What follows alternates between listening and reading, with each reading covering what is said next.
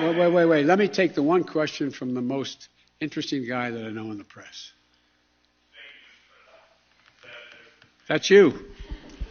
Mr. President, there had not been a U.S. service member killed in combat in Afghanistan since February of 2020. You set a deadline, you pulled troops out, you sent troops back in, and now 12 Marines are dead. You said the buck stops with you. Do you bear any responsibility for the way that things have unfolded in the last 2 weeks?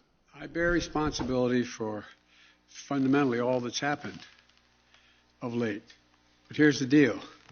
You know, I wish you'd one day say these things, you know as well as I do that the former president made a deal with the Taliban that he would get all American forces out of Afghanistan by May 1.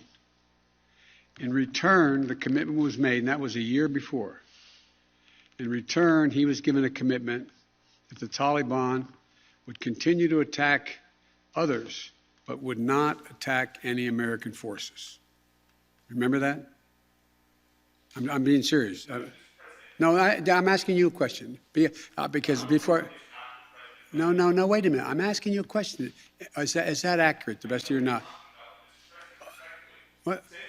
I don't think that's the issue that... do you think that people have an issue with pulling out of Afghanistan or just the way that things have happened? I think they have an issue that people are likely to get hurt. Some, as we've seen, have gotten killed, and that it is messy. The reason why, whether my friend will acknowledge it or has reported it, the reason why there were no attacks on Americans, as you said, from the date until I came into office, was because the commitment was made by President Trump, I will be out by May 1st. In the meantime, you agree not to attack any Americans. That was the deal. That's why no American was attacked. A few days ago, you said you squarely stand by your decision to pull out. Yes, I do, because look at it this way, folks, and I have another meeting for real. But imagine where we'd be if I had indicated on May the 1st I was not going to renegotiate an evacuation date. We were going to stay there. I'd have only one alternative: pour thousands of more troops back into Afghanistan to fight a war that we had already won relative to why the reason we went in the first place.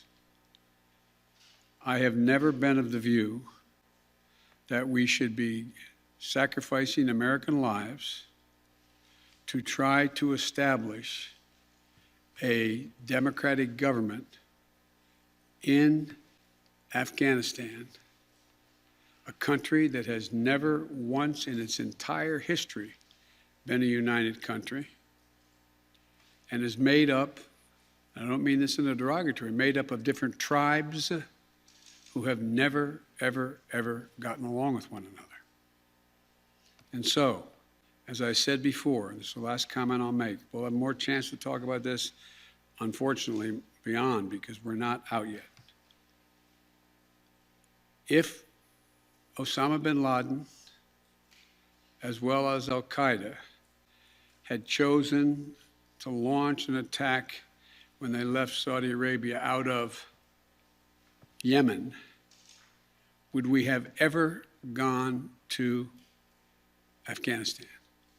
Even though the Taliban completely controlled Afghanistan at the time, would we have ever gone?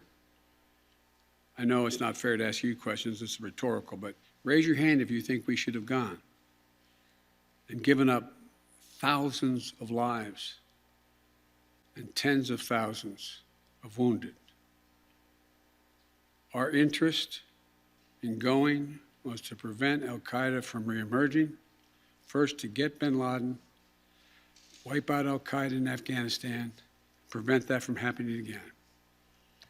As I've said 100 times, terrorism is metastasized around the world. We have greater threats coming out of other countries, a heck of a lot closer to the United States. We don't have military encampments there. We don't keep people there. We have over-the-horizon capability to keep them from going after us. Ladies and gentlemen, it was time to end a 20-year war. Thank you so much.